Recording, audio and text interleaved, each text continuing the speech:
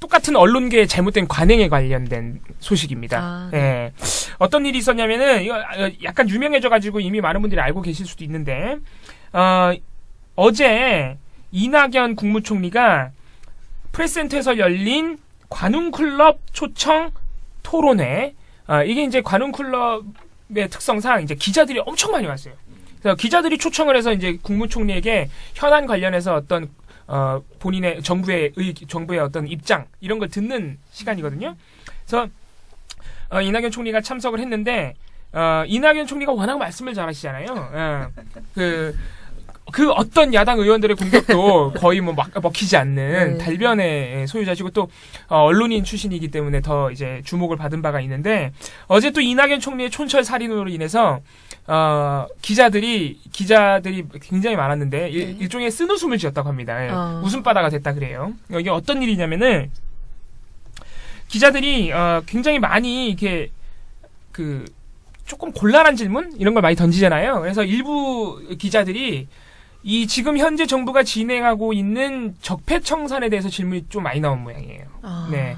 지금 적폐청산 작업이 전방위적으로 진행이 되고 있습니다. 상당수 정부 부처가 관련 위원회를 구성을 하고 있고요. 박근혜 정부는 물론이고 이명박 정부로까지 지금 칼날이 향하고 있습니다.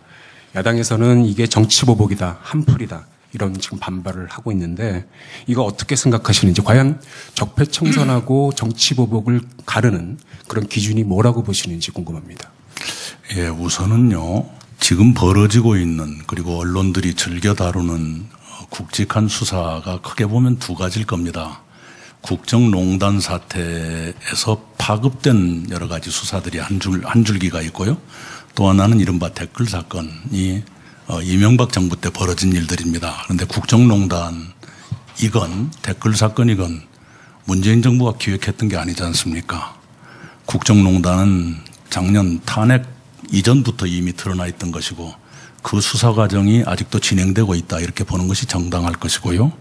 댓글 사건은 이미 몇 년 전에 조사가 됐는데 조사가 충분하지 않아서 지금 기존의 조사와 다른 증언들이 나오고 있는 것 아니겠습니까? 그런 증언들이 나오고 있는데도 그걸 덮는다 그러면 그걸 과연 정부로 할 수 있겠는가? 이걸 오히려 되묻고 싶습니다. 수많은 위법 사례들에 대해서 조사를 하고 또는 처벌을 하는데 굳이 이런 것만 덮어야 그러면 옳다고 생각합니까? 그것은 오히려 정부이기를 포기한 일이다. 저는 그렇게 생각을 합니다. 일부러 누구를 겨냥해서 기획해서 약점을 캐내거나 그런 일은 단언컨대 없습니다. 정치보복은 아닙니다. 근데 기자가 이제 그 대답이 마음에 안 들었나 봐요. 그래서 이제 뭐라고 또 물어봤냐면은 새 정부가 출범 이후에 너무 이렇게 그 미래의 비전을 제시하고 혁신을 강조하고 그런 일을 해야 되는데 그런 일을 너무 안 하고 과거 청산 작업에만 몰두하는 것 아니냐. 미래 비전 그리고 기업의 활력 이런 부분에 너무 중심이 없는 거 아니냐 이런 질문을 했어요. 네. 기업 활력은 갑자기 왜 들어가는지 잘 모르겠는데 아무튼간에 이 기자분은 어떤 그런 신문인지 대충 알 거예요. 리스트 갖고 알겠습니다. 네, 이렇게 질문을 던졌더니 여기에서 이낙연 총리 아주 기가 막힌 답변이 나왔습니다. 어떤 과거 청산 작업과 더불어서 미래 비전 제시하고 미래의 어떤 기업들의 활력을 제시하는 이런 작업들이 좀 무게중심이 좀 후자 쪽으로 가는 이런 그 흐름으로 반전될 필요성은 느끼지 않습니까? 저도 예전에 국회에서 그런 말씀을 드린 적이 있습니다만은 적어도 대통령의 내년도 신년사는 미래에 관한 얘기가 훨씬 더 많았으면 좋겠다 하는 소망을 가지고 있습니다. 그리고 이 자리가 언론인들의 모임이기 때문에 그렇게 정색을 하고 드리는 말씀은 아닙니다만 언론이 즐겨 다루기에 미래지향적인 정책이라든가 이것보다는 누구를 조사한다 이런 걸 훨씬 더 즐겨 다루지 않습니까? 이쯤에서 그 한중 관계에 대해서도 질문을 드려야 될 것 같은데요. 그래서 기자들이 정색했네. 정색 안 한다더니. 기자들이. 근데 이낙연 총리가 말씀을 하실 때 항상 약간 웃는 상이에요. 네. 이것도 그러니까 그렇게 하셨던 모양이에요. 그러니까 기자들이 웃었대요. 일동이 다 이렇게 좌중이 웃었다고 합니다. 예. 근데 이게 그 기사에 보면은 그 다음 내용이 없는 걸로 봐서는 제가 볼 땐 그 질문 던진 기자가 말을 못 하신 것 같아요. 뭐 더 할 말 없지 뭐. 네, 넘어간 거예요. 그러니까 이게 어떻게 보면 굉장히 곤란한 질문인데 네. 일종의 역공을 펼치면서 되치기. 니네들이 그런 거 더 좋아하지 않니? 약간 이렇게 정국을 찌르면서 네. 넘어가 버린 거죠. 예. 그리고 네. 저희도 그 기사를 클릭할 때 그렇죠. 그런 것도 클릭하죠. 미래지향적인 정책 이런 거 안 하죠. 정리께 죄송합니다. 저희도 정책 보도를 그렇게 즐겨보지 어련히 하겠거니 그러면서 뭐 이러면서. 네, 하지만 예 좋은 지적이죠. 우리가 대선 때도 늘 이런 지적을 하지 않습니까? 맞아요. 선거에서 후보들이 내는 어떤 비전과 공약을 봐야 되는데 그런 보도가 너무 없다고 저희도 늘 지적하는데 이낙연 총리가 그런 점을 꼬집어 준 겁니다. 그래서 언론이 정신 차리고 정치보복 과거지향 이런 보도 내지 마시고 미래지향적인 보도를 좀 내주길 기대해 보겠습니다. 다음 코너인 나쁜 보도 스크랩으로 넘어가겠습니다. 네. 여기 또 쟁쟁한 후보들이 오늘 셀럽들이 좀 준비되어 있습니다. 아 그래요? 그럼 네. 오늘 종편 한번 먼저 들어보죠. 아니 우리가 기자들을 잘 모르잖아요, 사실 기자 맞아요, 이름을. 맞아요. 근데 오늘 방송 뉴스에도 셀럽이 기다리고 있고 종편은 늘 셀럽 아니겠습니까? 그러니까요. 늘 셀럽이니까 차명진 씨만 너무 네. 거론을 많이 한 것 같아서 네네. 조금 봐드리고 다른 셀럽을 데리고 나왔습니다. 다른 셀럽 누굴까요? 이수희 씨입니다. 네? 네, 이수희 변호사. 씨. 예. 이수희 씨. 잘 몰라요. 이수희 변호사 제가 너무 오랫동안 제가 말을 안 했군요 이번에. 옛날에 말했었나? 이수희 변호사 얼굴과 목소리 들으면 아십니다. 아 그래요? 아하. 이분 엄청 발언 센 분입니다. 그냥 오랜만에. 예. 근데 아직도 나와요? 그렇게 옛날에 그럼요. 연극했던 아이, 분이? 엄청나요. 예. MBN 아침엔 매일경제 11월 29일 어제방 MBN. 따끈따끈합니다. 예. 어제 방송입니다. 아침엔 매일경제. 네. 제가 주제도 좀 바꿔봤습니다. 크게 다르진 않아요. 뭐냐면 이분이 이날 어떤 주제에 대해서 많이 나왔냐면은 박근혜 씨가 지금 재판에 안 나오고 있는 거 아시죠? 네. 이른바 걸석 재판이라 그래서 네. 국선 변호인들만 이제 내보내고 있는 그런 상황입니다. 그거에 대해서 얘기하는데 이분이 정말 납득하기 어려운 말함. 이거는 나쁘다 이게 아니라 도대체 어떻게 저런 생각을 할 수 있지? 이런 건데 제가 읊어드릴게요.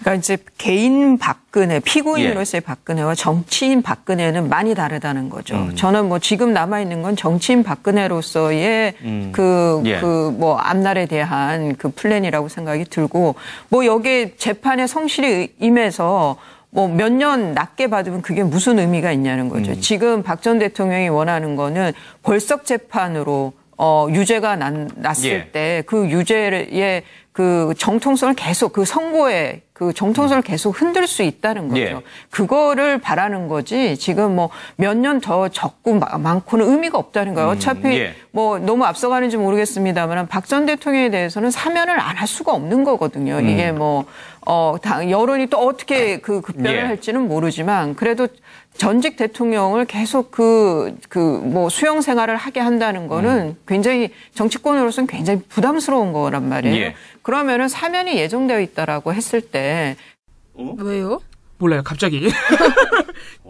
그럼 몇 년 좀 덜 살겠다고 그렇게 판단할 수 있지만, 그런 몇 년 덜 사는 이런 문제로 걸석 재판을 결정하진 않았을 겁니다. 이런 발언입니다. 야, 올해 들은 것 중에 제일 역대급 김칫국이다. 이상하죠? 최악이다. 와, 그러니까 이거는 발언이 나쁘고, 정치인 박근혜의 앞날에 대해서 고민하면서 걸석 재판했을 거 이런 추측까지는 가능한데, 네. 갑자기 그 이유 중에 하나로 사면은 이미 예정돼 있는 것이다. 벌써 사면됐어. 그러니까 이분이 평소에 어떤 생각하고 있는지 알만하죠?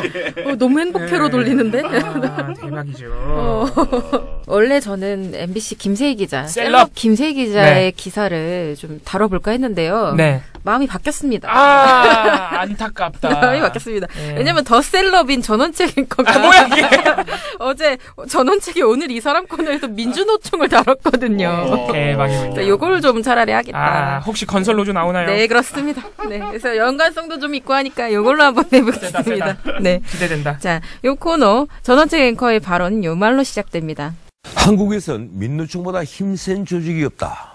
이 말이 새 정부 들어 세간을 떠돌고 있습니다. 어디에 떠돈다고? 난 들어본 적이 없는데. 내 마음속에 떠도는. 유령이야? 네, 이렇게 얘기를 하면서. 민노총은 촛불혁명의 1등 공신을 자임합니다. 지난 10월 24일엔 문 대통령이 마련한 노동계와의 만찬회동을 거부했습니다. 이러면서 계속 얘기를, 민노총 욕을 쭉 하는데 왜 이런 얘기를 하느냐. 건설노조가 이번에 파업하면서 경찰이 해산 명령을 3차례 내렸는데 듣지 않았다. 이 봐라. 뭔 소리 하는 거야? 봐라. 이거 만만하지 않다. 힘자랑을 한 거다. 이거는 그냥. 어이가 없네. 그런 거죠. 민주노총 소속의 어떤 건설노조기 때문에 민노총의 힘자랑의 일환이다. 건설 근로자법 개정안이 뜻대로 처리되지 않은 게 명분이 됐습니다. 우리가 만만한 조합이 아니라는 걸 알게 하자는 건설노조의 외침에 경찰은 3차례 해산 명령을 내렸지만 소용없었습니다. 경찰 의경 부상자만 15이 나왔습니다.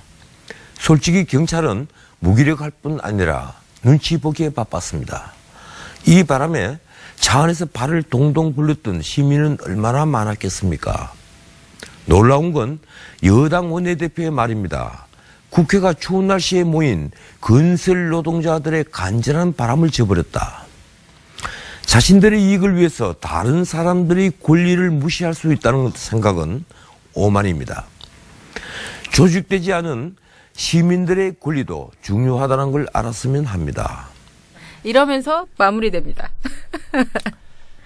네. 끝이야 이게? 네, 이게 끝이. 와, 그러면은 끝입니다. 정말 법 얘기는 또 하나도 안 한 거네, 결국에. 이 내용이 뭔지 말 안 한다니까요. 그분들이 얼마나 어려운 생계를 지금 감당하고 있는지는 전혀 설명이 또 안 된 거네요. 이게 이 정부 들어서 유독 이런 게 뭐가 있냐면 경찰력도 같이 해요. 그러니까 경찰이 뭐 왜? 무기력하다. 네, 지나고 그러니까 예전에는 사실 경찰을 좀 피해자로만 그러니까. 설정하는 보도들이 많이 나왔는데요. 네, 무기력하다. 문재인 정권으로 바뀌니까 이번에는 욕을 해. 노조도 욕하지만 네. 그 노조한테 무기력하게 대응하는 눈치 본다. 경찰, 눈치 보는 경찰을 욕하는 보도들이 굉장히 많이 나오고 예전부터 있어요. 예전처럼 사람 죽이라는 겁니까 지금? 그러니까 진짜 지금 뭐랄까 전원책 앵커가 마지막 불꽃을 태우고 있다. 지금 촛불의 심지 네. 태우고 있다. 아 보기 좋습니다. 왜 마지막까지 뭐 한 열흘 있으면 잘리는데 마지막까지 아이고. 불꽃을 태우겠다. 아이 잘린다니요. 네. 뭐 협의에 따라 계약 기간이 종료되었다. 그렇게 아이고, 말씀해 아무튼 주시죠. 잘 가세요. 예. 네, 이런 보도를 내놔서 오늘 저 후보 전원책 앵커 가겠습니다. 네. 오늘 나는 제가 볼 땐 유력합니다. 제가. 예, 유력해요.